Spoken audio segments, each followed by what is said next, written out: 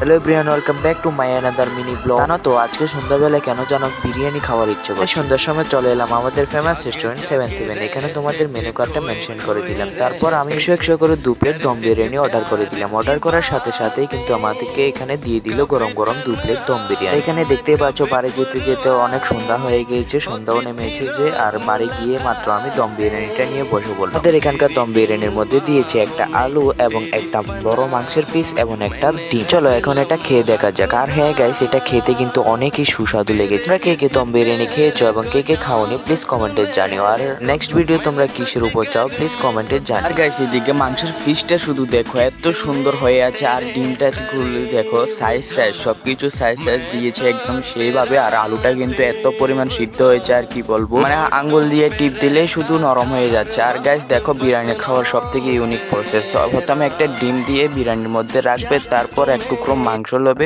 মাংসটার উপর আবার বিরিয়ানি দিয়ে সুন্দরভাবে খেয়ে নেবে। বা এত সুন্দর এত স্বাদ লাগছে আজকের বিরিয়ানিটা কি বলবো। আজকের ব্লগটা এতটুকুই, দেখা হচ্ছে পরে কোনো ব্লগে। Tata guys.